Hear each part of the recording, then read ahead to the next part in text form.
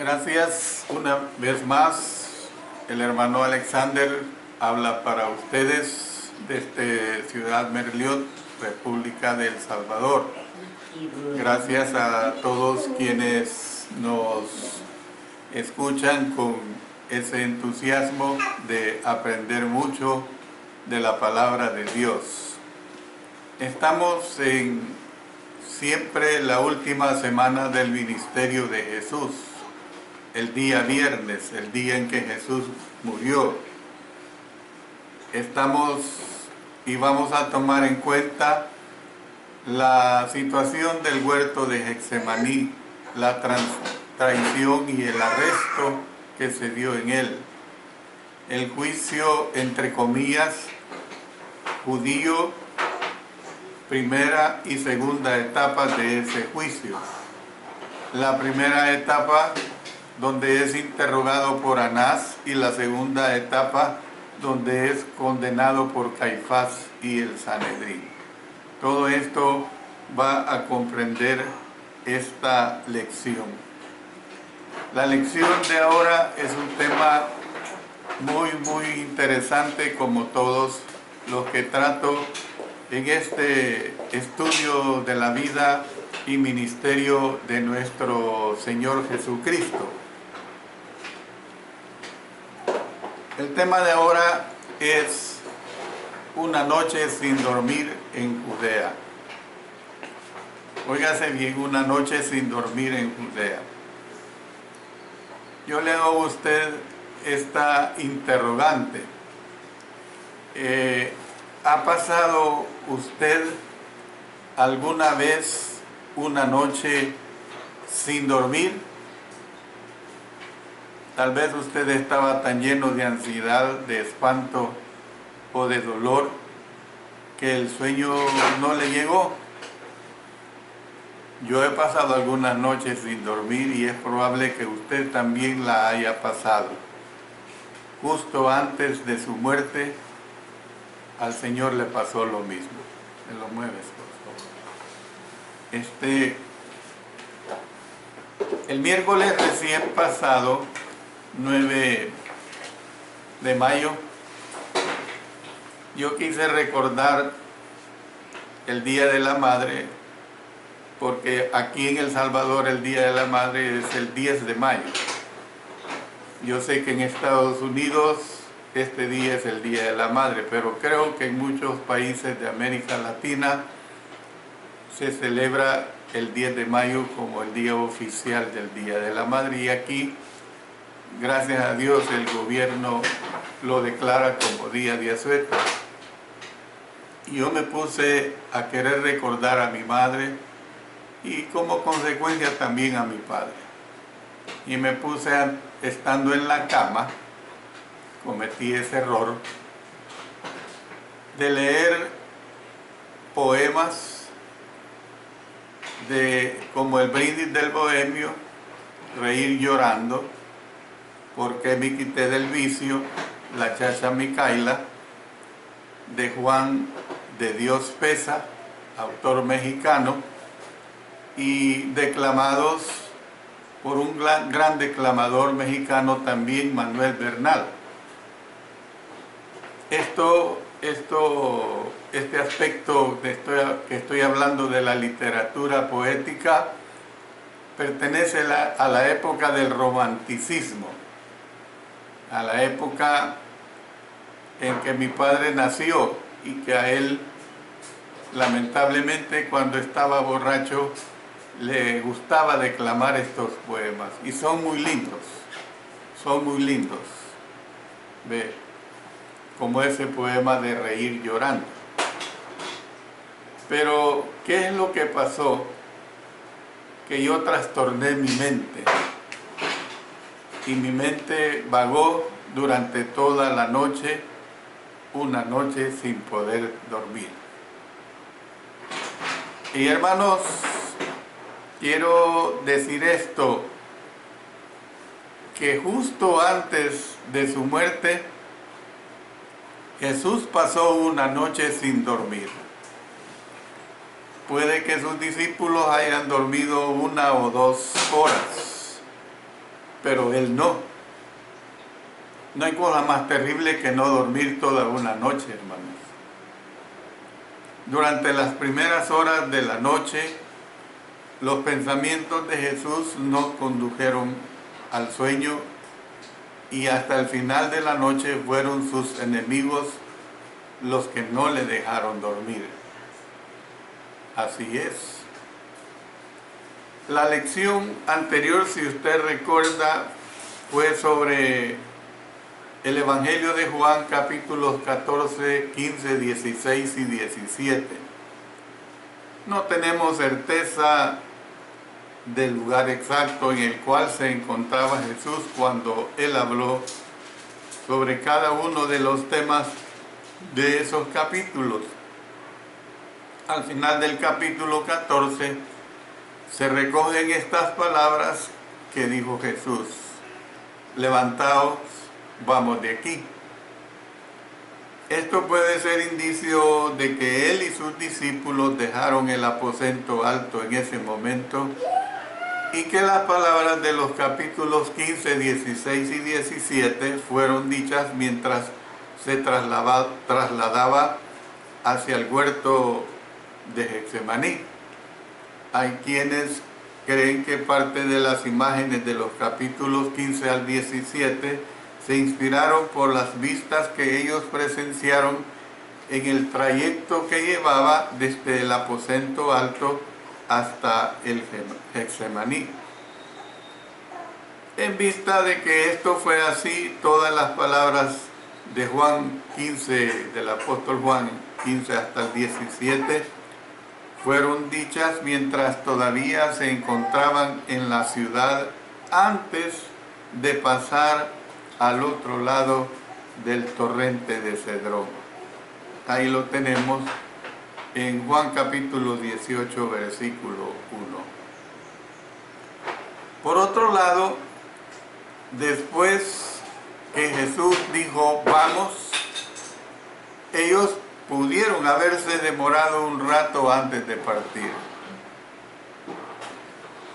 Esta es una costumbre un tanto fea. Hay invitados que llegan a nuestra casa y empiezan a despedirse.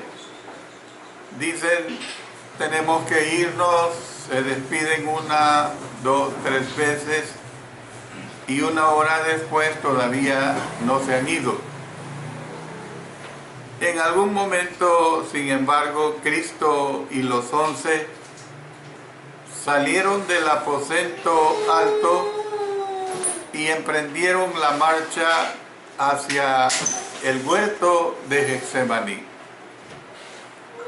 Según Marcos capítulo 14, versos 26 hasta el 32, Jesús dijo algunas palabras entre el momento que salieron del aposento alto y el momento en que llegaron a Getsemaní, pero no sabemos si dijo alguna otra cosa en este corto trecho.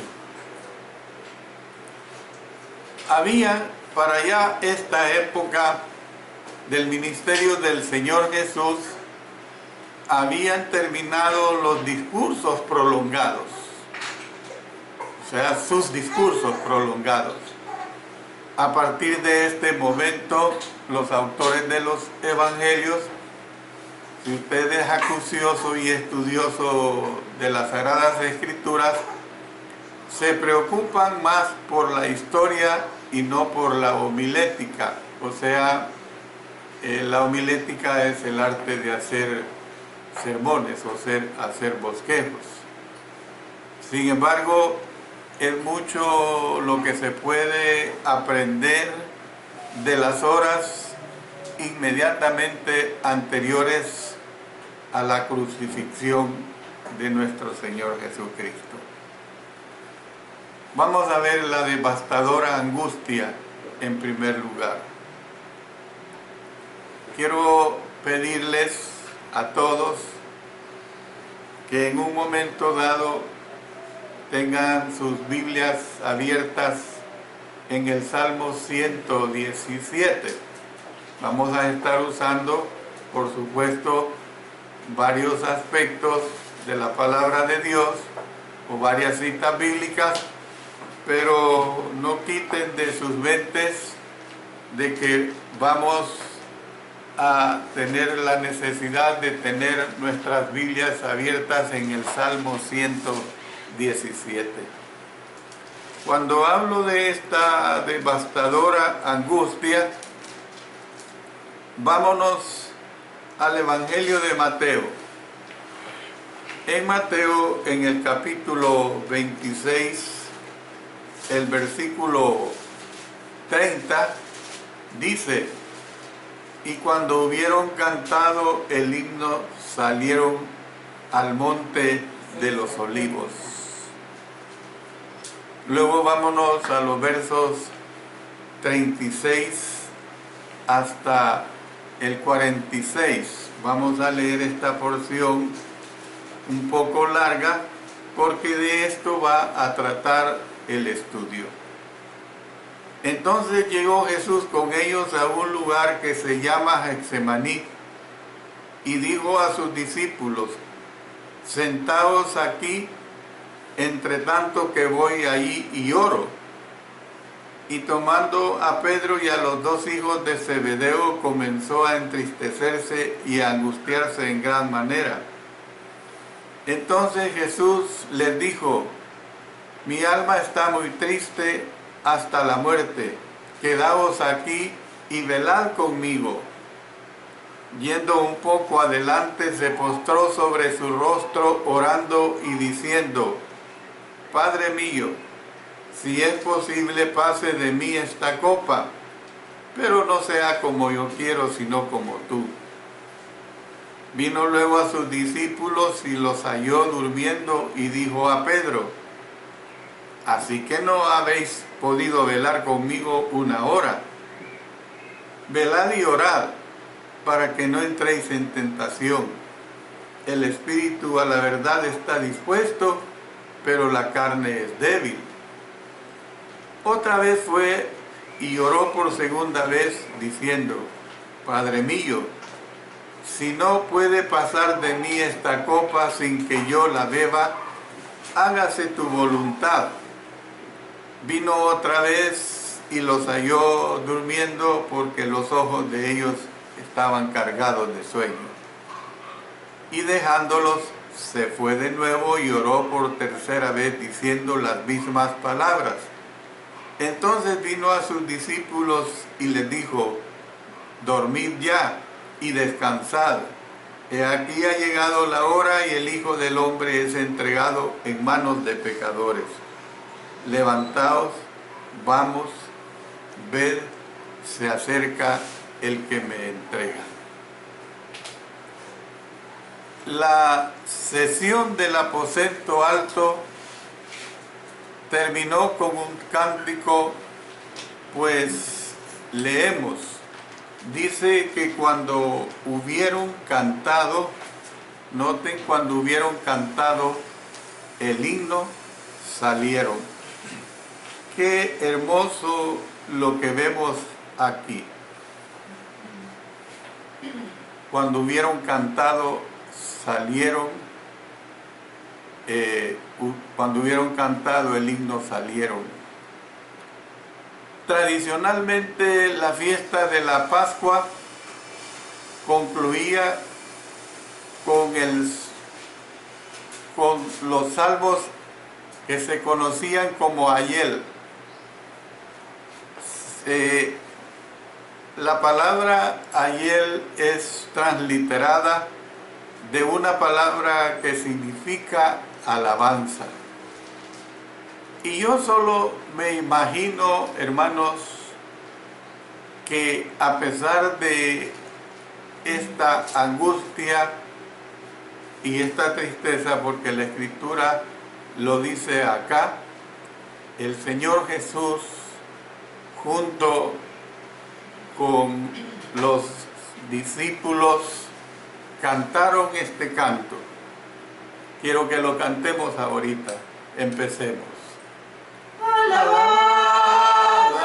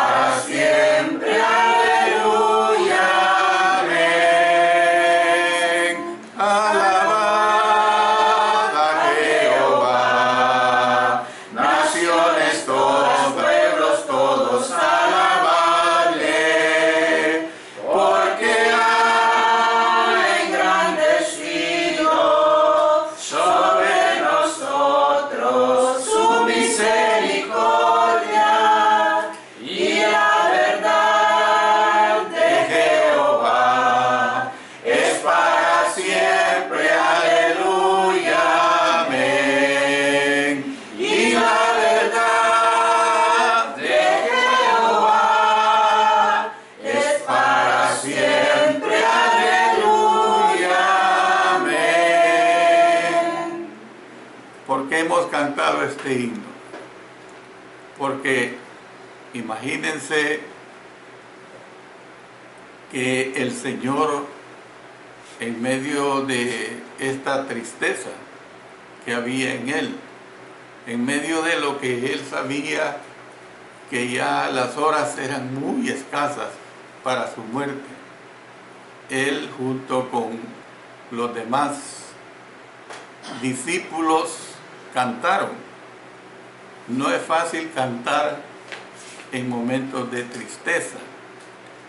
En vista de que Cristo fue parte de la deidad que inspiró los salmos ayer, al cantarse este himno podría decirse que un compositor, y me refiero al Señor, cuando digo un compositor, estaba cantando sus propias composiciones.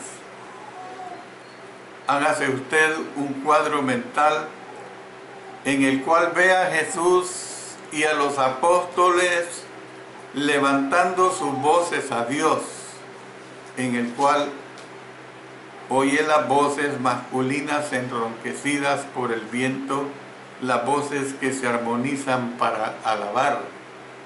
Y es probable que el cántico que cantara fuera el último salmo ayer, que comienza diciendo: alabad a Jehová, porque Él es bueno, porque para siempre es su misericordia.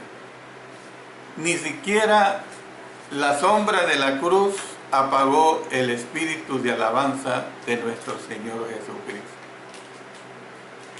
El Maestro y sus apóstoles anduvieron por las estrechas calles, salieron por las puertas de la ciudad, pasaron por el valle de Cedrón.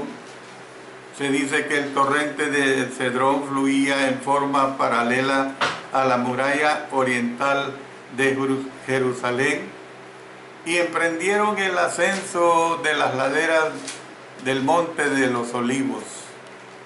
Ahí llegaron a un lugar que se llama Getsemaní.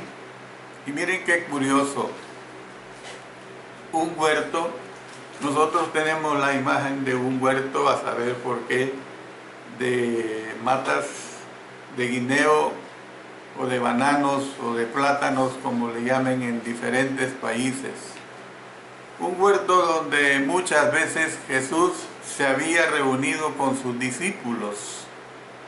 El lugar donde tradicionalmente se cree que estuvo Getsemaní se encuentra más o menos a 800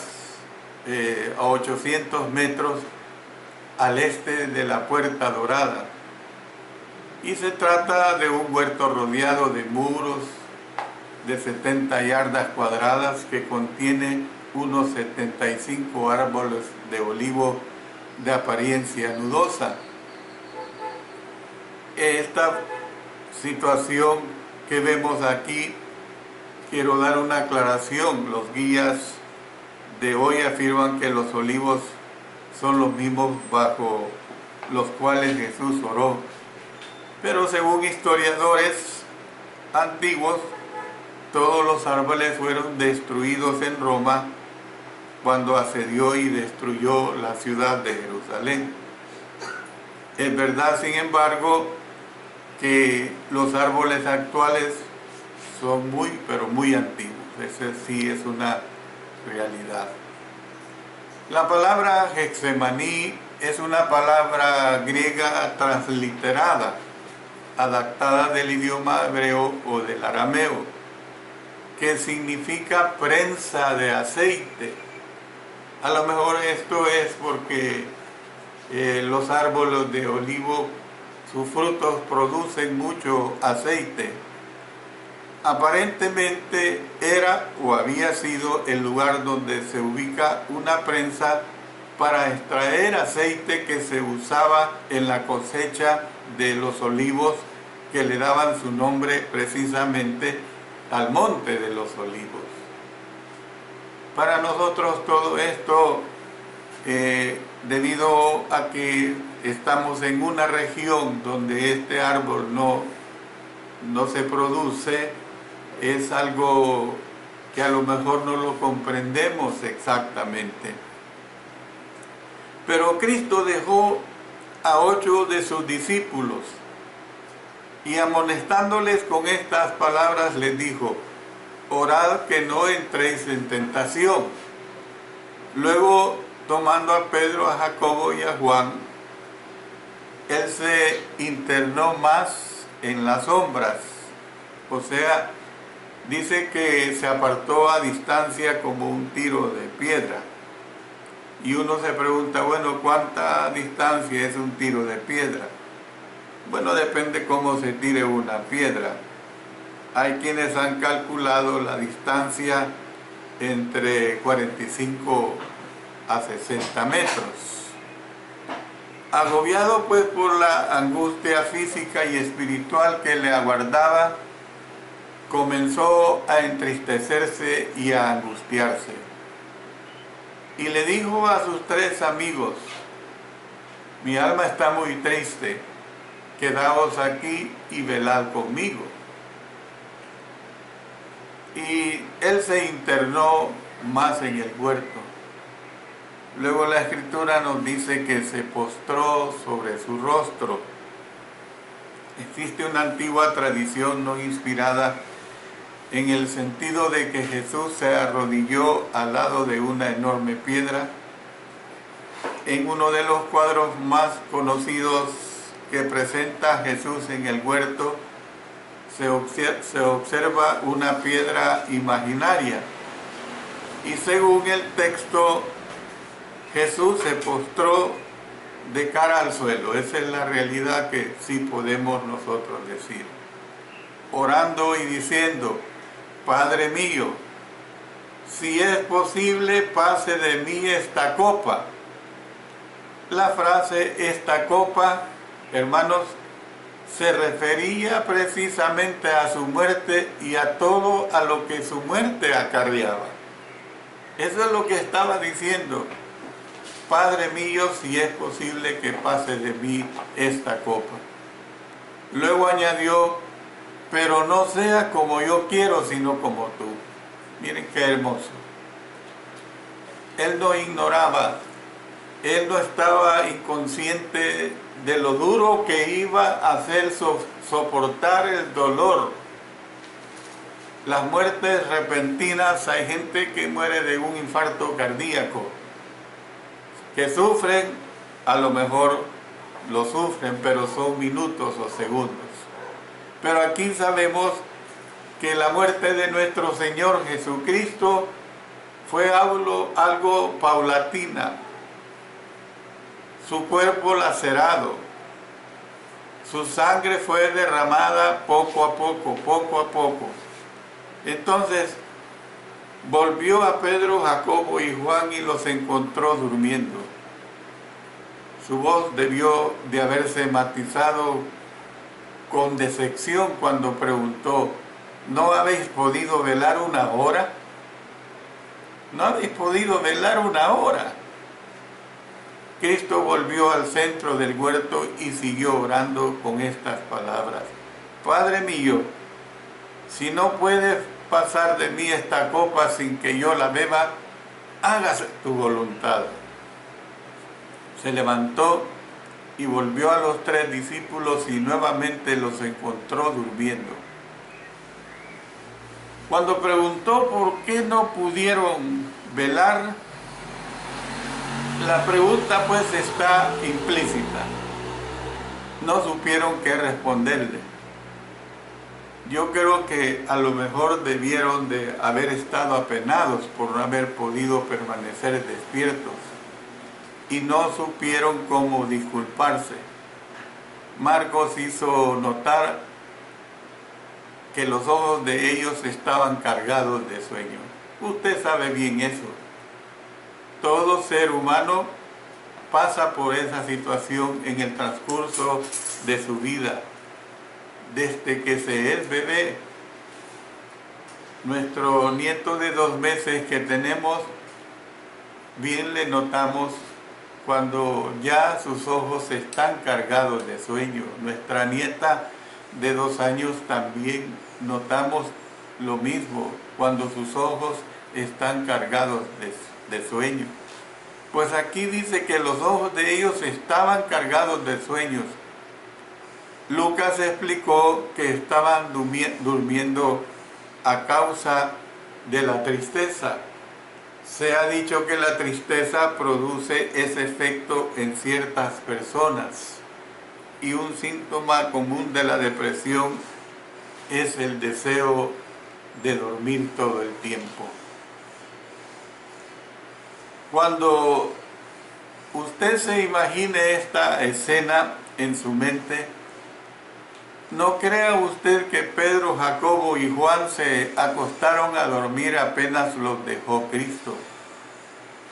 Más bien imagíneselos luchando con el sueño, pero perdiendo la batalla, con sus párpados poniéndose cada vez más pesados hasta que al final cayeron al suelo. Se dice que un soldado, cuando va a la guerra, yo tengo un hermano que peleó en la guerra del Vietnam y él me contaba estos episodios de la guerra.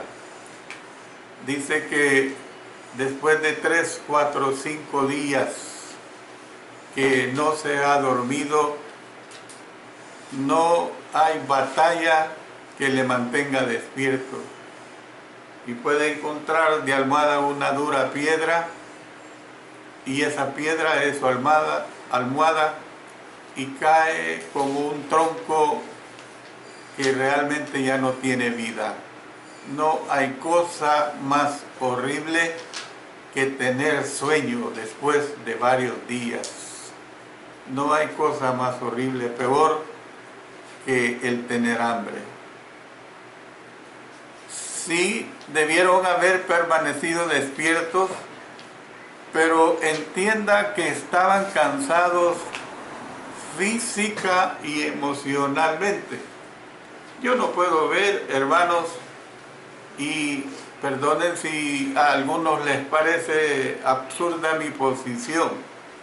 Yo veo el lado humano de estos discípulos. Yo veo el lado humano. Usted póngase, no importa que usted fuera mujer en aquel tiempo, u hombre, pero usted póngase en el lugar de ellos. Habían andado con Jesús, el Señor les había instruido, no entendían muchas cosas, pero ese no es el punto en este momento. La realidad que aquel que habían aprendido a amarle, y aunque sabemos que el Espíritu Santo todavía no les había llegado, de una u otra manera estaban tristes porque se les iba a ir. Y el cansancio era realmente terrible. Y no hay cosa más terrible cuando el cansancio va acompañado de situaciones emocionales verdaderamente muy fuertes.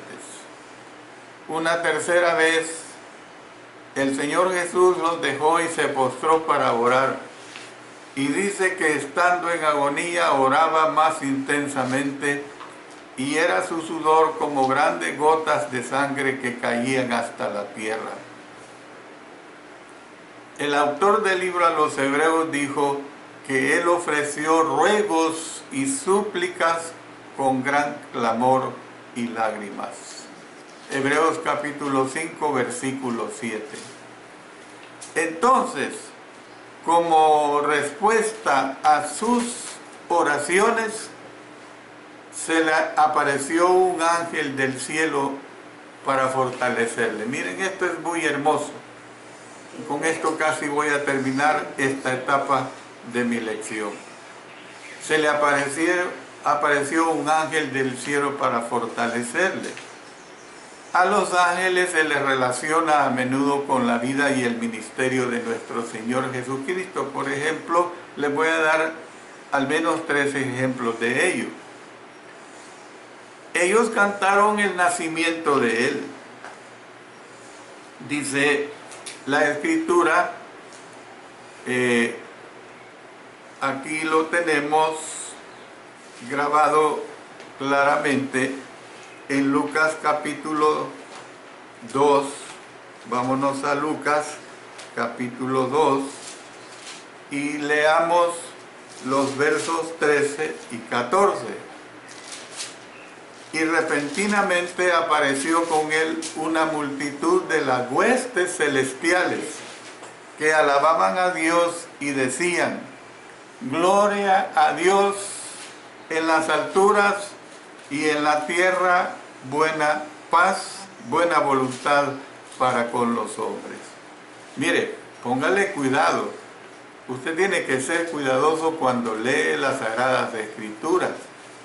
Dice allí que aparecieron huestes celestiales. Apareció con el ángel una multitud de huestes celestiales que alababan, dice, a Dios. Imagine esta multitud cantándole al Señor, al niño Jesús, que había nacido el Salvador del mundo. Luego, también estos ángeles le ayudaron y le ministraron cuando él fue tentado. Vámonos a Mateo capítulo 4. Y ahí en Mateo capítulo 4 y el versículo 11 dice: el diablo entonces le dejó, y he aquí vinieron ángeles y le servían. Y por último, el tercer ejemplo que les quería presentar es en Mateo capítulo 28.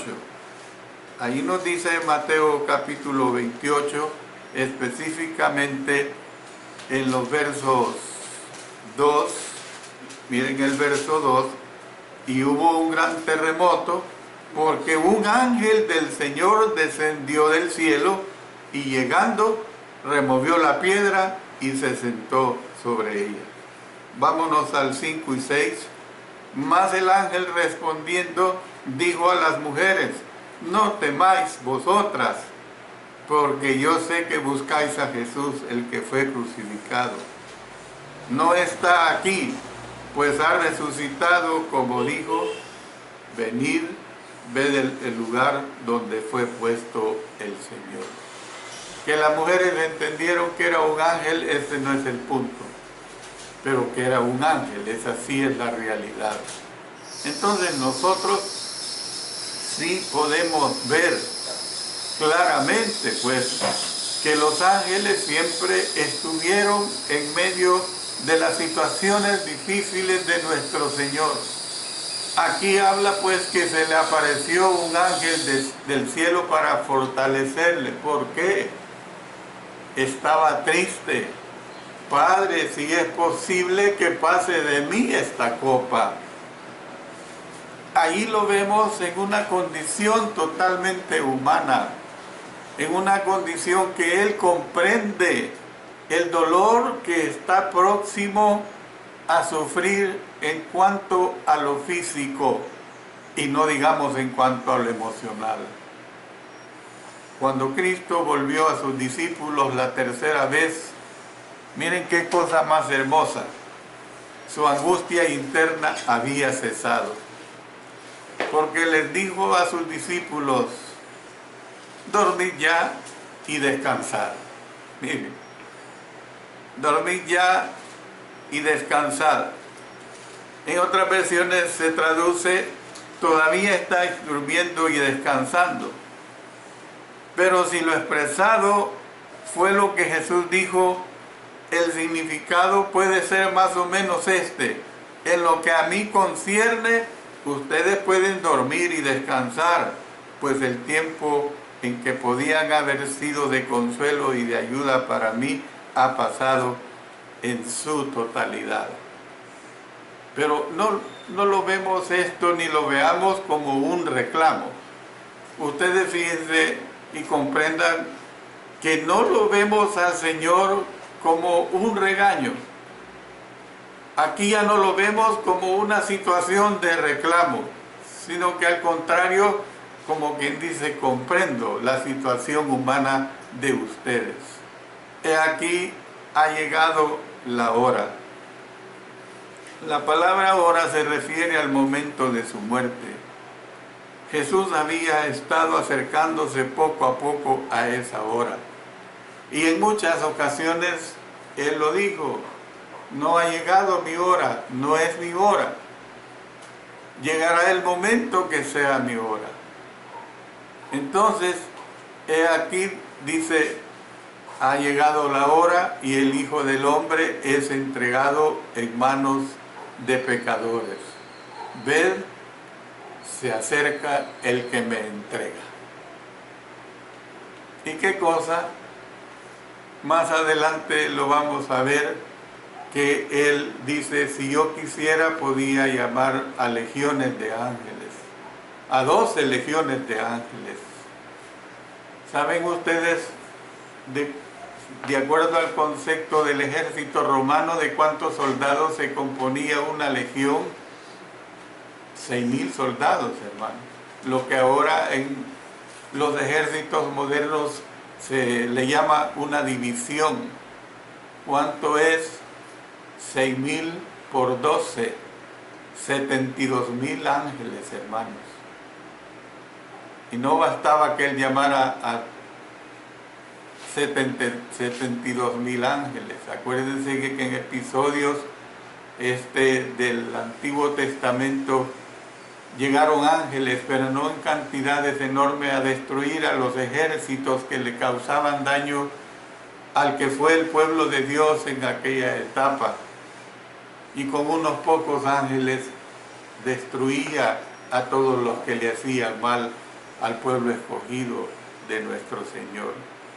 Pero Él dijo: se acerca el que me entrega. Dejen que me entreguen. Dejen que se cumpla la voluntad de mi Padre.